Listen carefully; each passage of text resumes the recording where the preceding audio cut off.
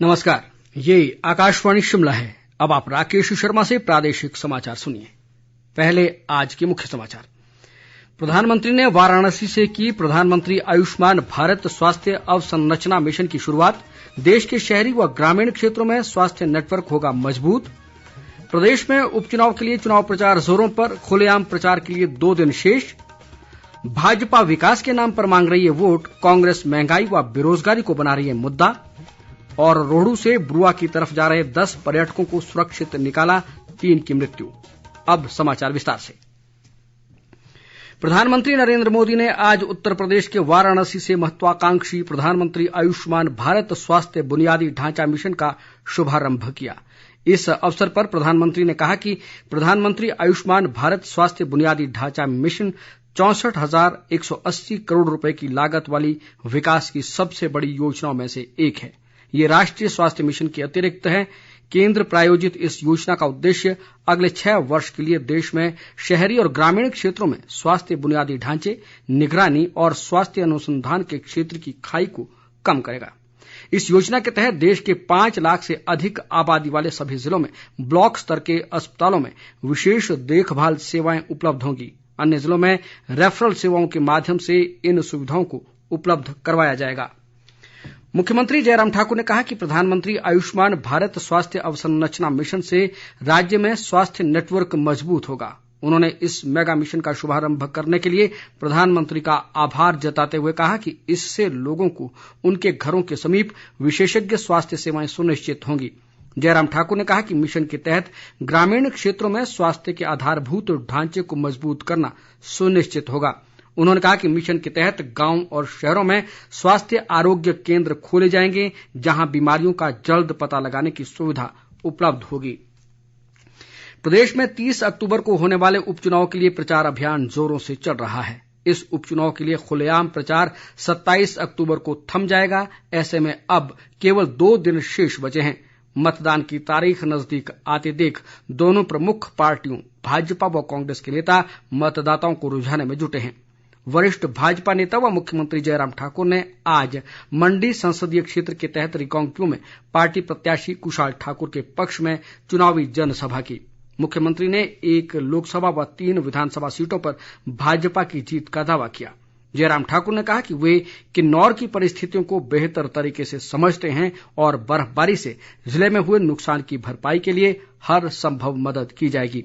उन्होंने corona vaccination की दोनों डोज लगवाकर संपूर्ण वैक्सीनेशन के लिए जिले के लोगों को बधाई दी। मुख्यमंत्री ने कहा कि कांग्रेस के लोग कोरोना काल में भी राजनीति करते रहे, जबकि राज्य सरकार ने इस दौरान भी विकास के कार्यों को रोकने नहीं दिया। इस बीच मुख्यमंत्री ने अर्की विधानसभा क्षेत्र से भाजपा प्रत्याशी रतन सिंह पाल के पक्ष में कुनिहार में भी जनसभा को संबोधित किया। इस अवसर पर उन्होंने कहा कि भाजपा विकास के आधार पर वोट मांग रही है, जबकि कांग्रेस इमोशनली कार्ड खेल रही है। उन्होंने कहा कि मौजूदा सरकार ने बिना किसी भेदभाव के हर क्षेत्र का समान विकास किया है। मंडी संसदीय क्षेत्र से कांग्रेस प्रत्याशी प्रतिभा सिंह ने आज कुल्लू विधानसभा क्षेत्र के तहत विभिन्न स्थानों पर चुनावी जनसभाएं कर लोगों से वोट मांगे। जनसभाओं को संबोधित करते हुए उन्होंने महंगाई और बेरोजगारी के मुद्दे पर भाजपा को जमकर कोसा। प्रतिभा सिंह ने कहा कि कांग्रेस काम के नाम पर वोट मांग रही है, जबकि भाजपा विशेष क्षेत्र की दुहाई देकर समर्थन मांग रही है। उन्होंने कहा कि केंद्र सरकार किसानों और बागवानों की कोई बात नहीं सुन रही और सरकारी नौकरियों में प्रदेश के बाहरी लोगों को नियुक्तियां दी जा रही हैं। प्रतिभा सिंह ने कहा कि ये चुनाव भाजपा की जन विरोधी नीतियों और महंगाई व बेरोजगारी के खिलाफ एक बहुत बड़ा जनमंच साबित होगा। उन्होंने लोगों से इस चुनाव में बढ़ चढ़ कर भाग लेने का आह्वान करते हुए अपने पक्ष में वोट की अपील की। भाजपा प्रदेश प्रभारी संजय टंडन ने कहा है कि भाजपा ने देश और प्रदेश में अपनी सभी चुनावी घोषणाओं को पूरा किया है और हिमाचल प्रदेश भी कांग्रेस मुक्त होने की ओर अग्रसर है। आज कुल्लू में पत्रकारों से बातचीत में संजय टंडन ने पूर्व मंत्री कौल सिंह ठाकुर के बयान पर पलटवार करते हुए कहा कि कांग्रेस इन उपचुनाव में पहले ही हार मान चुकी है। उन्होंने कहा कि कांग्रेस पार्टी केवल नारे देने वाली पार्टी है, जबकि भाजपा धरातल पर काम करती है। संजय टंडन ने कहा कि हिमाचल में कांग्रेस का अस्तित्व समाप्त होता दिखाई दे रहा है और इस उपचुनाव में चारों सीटों पर पार्टी प्रत्याशी जीत हासिल करेंगे। कांग्रेस विधायक सुखविंदर सिंह सुक्खू ने आज अर्की विधानसभा क्षेत्र से कांग्रेस प्रत्याशी संजय अवस्थी के पक्ष में चंडी कशलोग में चुनाव प्रचार किया। इस अवसर पर उन्होंने कहा कि भाजपा सरकार क्षेत्र की सोसाइटियों का वजूद खत्म करने में लगी है और सीमेंट प्लांट में स्थानीय युवाओं को 70% रोजगार भी नहीं मिल रहा है। उधर कांग्रेस विधायक विक्रमादित्य सिंह ने भाजपा पर धन बल के दम पर चुनाव लड़ने के आरोप लगाए हैं। मंडी में आज एक पत्रकार वार्ता के दौरान उन्होंने कहा कि मुख्यमंत्री ने मंडी संसदीय क्षेत्र को अपनी प्रतिष्ठा का सवाल बना लिया है। उन्होंने मुख्यमंत्री पर क्षेत्रवाद फैलाने के आरोप भी लगाए। विक्रमादित्य सिंह ने कहा कि प्रदेश की भाजपा सरकार के पास कोई मुद्दा नहीं है और महंगाई से बुरी तरह त्रस्त प्रदेश की जनता ने कांग्रेस प्रत्याशियों को जिताने का मन बना लिया है। शिमला जिला के रोहडू से ब्रुआ कंडा की ओर आ रहे 24 लोगों के एक दल में से 10 पर्यटकों को राहत टीम ने रिकांगपिओ सुरक्षित पहुंचा दिया है। किन्नौर जिला के उपायुक्त अपूर्व देवगन ने बताया कि 24 लोगों में से 3 पर्यटकों की ठंड के कारण मृत्यु हो गई है, जिनके शवों को आईटीबीपी पुलिस बल सहित राहत टीम रिकांगपिओ ला रही है। मृतक पर्यटक गोवा और मुंबई के रहने वाले थे।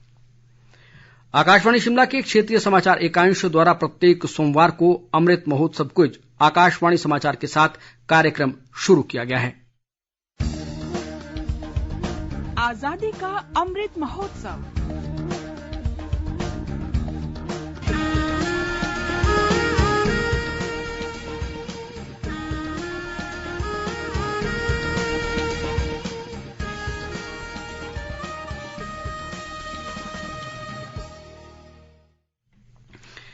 आज का प्रश्न है, महात्मा गांधी जी ने किस तारीख को दांडी में अंग्रेजों के नमक विरोधी कानून को तोड़ा था? आप अपना जवाब हमें इस बुलेटिन के समाप्त होते ही हमारी ईमेल adnewsshimla@gmail.com पर भेज सकते हैं। जवाब देते समय श्रोता अपना स्थान, मोबाइल नंबर और फोटो भी साथ भेजें। ईमेल पर सबसे पहले जवाब देने वाले 10 श्रोताओं में से लकी ड्रॉ के माध्यम से विजेता का चयन किया जाएगा। विजेता का नाम कल शाम इसी समय समाचार बुलेटिन में प्रसारित होगा। पुरस्कारों के लिए सहयोग दे रहे हैं हिम ऊर्जा हिमाचल प्रदेश। चलो अब अक्षय ऊर्जा अपनाएं, अपने प्रदेश को आगे बढ़ाएं।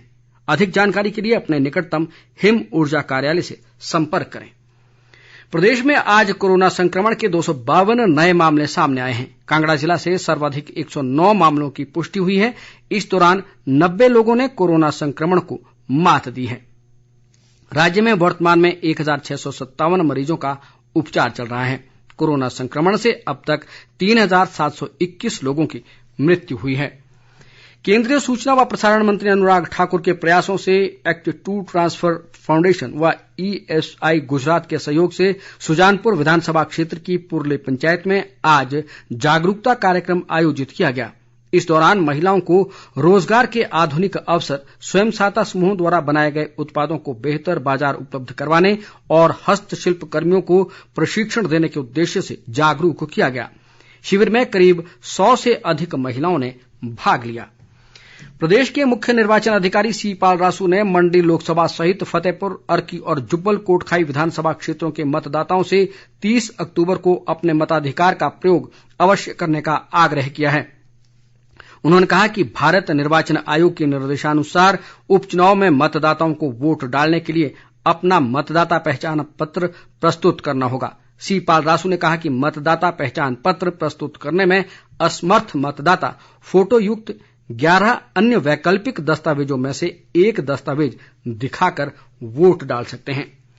अंत में मुख्य समाचार एक बार फिर।